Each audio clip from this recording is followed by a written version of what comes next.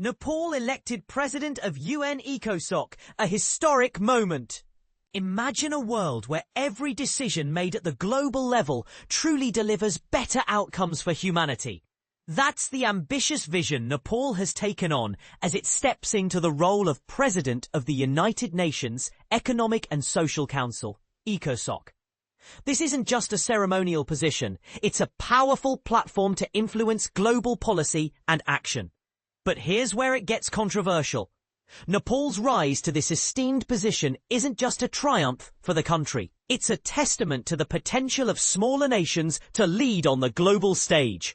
Ambassador Lokbahadur Thapa, in his characteristic eloquence, described this moment as historic, a term that might seem overused, but is truly fitting here. As Nepal assumes this prestigious role, Thapa emphasized the country's unwavering commitment to multilateralism. His presidency will be guided by the motto "Delivering Better," focusing on forging stronger partnerships and implementing global initiatives, including the 2030 Agenda for Sustainable Development. But what does delivering better really mean? For Thapa, it's about more than just doing better.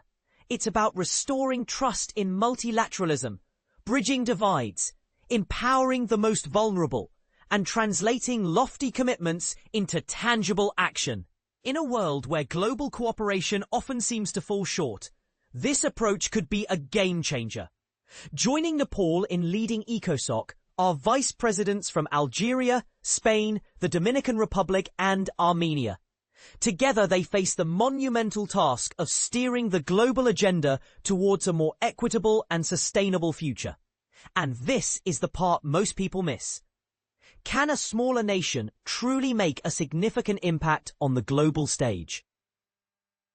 Will this presidency shift the balance of power in favor of the marginalized? As Nepal begins its tenure, these questions hang in the air, inviting discussion and debate. What do you think? Can Nepal's leadership truly deliver better for all of humanity? Share your thoughts and join the conversation. Nepal's historic win, elected president of UN ECOSOC 2023. Imagine the global stage, where nations come together to shape a better future. Nepal has just taken a monumental step onto this stage by being elected as the President of the United Nations Economic and Social Council, ECOSOC. This election, which took place on a Thursday, marks a pivotal moment in Nepal's journey in international diplomacy and multilateral engagement. But here's where it gets controversial. While some see this as a triumph of Nepal's diplomatic efforts, others question whether this role will bring tangible benefits to the country. Let's dive in and explore the significance of this achievement and the challenges that lie ahead. In the wake of this historic election, Ambassador Lokbahadur Thapa, Nepal's permanent representative to the UN, hailed the moment as a landmark achievement. He emphasized that this election is a clear reflection of Nepal's unwavering dedication to multilateralism, a principle that underpins global cooperation and peace. Ambassador Thapa's words resonate with a sense of pride and responsibility as he outlined his vision for the presidency. Under his leadership, the presidency will be driven by the motto, "Delivering Better." This isn't just a catchy phrase, it's a call to action. Ambassador Thapa believes that strengthening global partnerships and revitalizing multilateral cooperation are essential for effectively implementing initiatives like the 2030 Agenda for Sustainable Development. He underscored that delivering better isn't a choice, but a necessity. It's the path to restoring trust in multilateralism, bridging divides, empowering the most vulnerable, and turning commitments into concrete actions. But this is the part most people miss. The real challenge lies in translating these lofty goals into practical outcomes. How will Nepal navigate the complex landscape of global politics to ensure that its presidency makes a tangible difference? And this is where the rubber meets the road.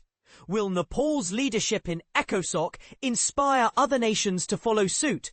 Or will it face resistance from those who are skeptical of multilateral efforts? Joining Nepal in this leadership role are the newly elected ECOSOC vice presidents for the upcoming term. Amar Benjama from Algeria, Hector Gomez Hernandez from Spain, Wellington Dario Bencosme Castaños from the Dominican Republic, and Paruya Hovhannisyan from Armenia. Each of these individuals brings a unique perspective and set of experiences to the table, enriching the Council's decision-making process. As we reflect on Nepal's election to the presidency of ECOSOC, it's clear that this is more than just a diplomatic victory. It's a testament to the power of multilateralism and a call to action for all nations to work together towards a sustainable future. But what do you think? Do you believe Nepal's leadership will bring about meaningful change, or do you have reservations about the effectiveness of multilateral efforts? Share your thoughts in the comments below, and let's spark a conversation about the future of global cooperation.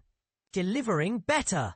New ECOSOC President's Vision on Climate Action, Food Security.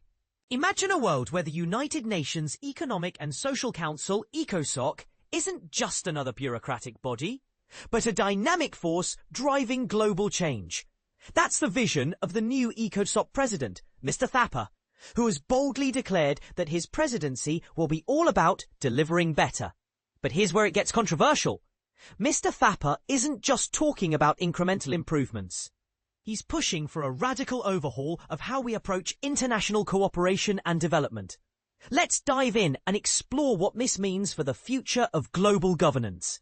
Mr. Thapa has made it clear that delivering better isn't just a catchy slogan, it's an urgent necessity.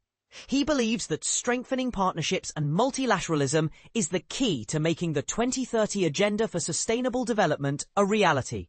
Delivering better is not an option, it is an imperative, he stated firmly. It is our pathway to restoring trust in multilateralism, bridging divides, empowering the most vulnerable, and translating commitments into action.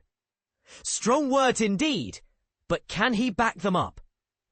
Joining Mr. Thapa in this ambitious endeavour are 4 newly elected vice presidents. Amar Benjama from Algeria, Hector Gomez Hernandez from Spain, Wellington Dario Bencosme Castaños from the Dominican Republic, and Paruya Hovhannisyan from Armenia. Together, they form a diverse and experienced team ready to tackle the challenges ahead. But first, let's take a step back and understand what ECOSOC is all about. Established 80 years ago, ECOSOC is one of the 6 principal organs of the United Nations. Its mission? To promote international economic and social cooperation and development. With 54 member states elected by the General Assembly for 3-year terms, ECOSOC coordinates the work of UN specialized agencies, commissions, and bodies on a wide range of issues, from sustainable development and human rights to global economic and social challenges. Mr. Thapa sees ECOSOC as the heartbeat of the world's development agenda, ensuring that no one is left behind. ECOSOC is our place, he declared. It needs dedication, participation, and active engagement of all UN membership and stakeholders. Now, let's get to the meat of Mr. Thapa's presidency, his 5 key priority areas for the coming year. And this is the part most people miss. These aren't just vague aspirations, they're concrete, actionable goals designed to drive real change. First up, transforming agriculture to end hunger. With over 735 million people worldwide experiencing hunger, this is a pressing issue that demands immediate attention. Mr. Thapa wants to strengthen rural resilience and ensure that everyone has access to nutritious food. Next, he's focusing on digital entrepreneurship and youth engagement.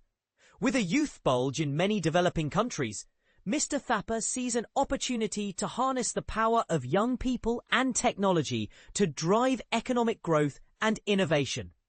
Climate action and resilience are, of course, at the top of his agenda. But here's the twist. Mr. Thapar wants ECOSOC to zero in on glacier lakes and floods, highlighting the often overlooked impacts of climate change on these vulnerable ecosystems. His fourth priority is reforming the international financial architecture to make it more inclusive. This is a complex issue, but Mr. Thapar believes that by working together, we can create a more equitable and sustainable global economy. Finally, he wants to commemorate the 80th anniversary of ECOSOC, celebrating its achievements and looking ahead to the challenges and opportunities that lie ahead. But let's not kid ourselves. These are ambitious goals, and they won't be easy to achieve. Mr. Thapar and the Council will be working in the midst of multiple interlinking crises, from accelerating climate change to rising geopolitical tensions and decreasing trust in the multilateral system. These challenges are systemic and interconnected, he acknowledged. They demand integrated, inclusive and forward-looking responses. Before Mr. Thapar's remarks, Bob Rae, the outgoing president of ECOSOC and Canada's ambassador to the UN, reflected on his tenure. He acknowledged the hardships and anguish the world is currently facing, but stressed that it's ECOSOC's job to find solutions. Our job is to fix, it's to repair, it's to mend, it's to allow things to heal, it's to make change happen, he said. Both Mr. Thapar and Mr. Rae. Rae affirmed that multilateralism can work and that ECOSOC should play a unique role in rewriting the narrative surrounding international cooperation. We must reaffirm our collective belief in the power of multilateralism, not as an abstract ideal, but as a pragmatic tool for delivering better outcomes for all, Mr. Thapar declared. So what do you think? Can Mr. Thapar and his team deliver on their ambitious promises, or is this all just empty rhetoric? Share your thoughts in the comments below, and let's spark a lively debate.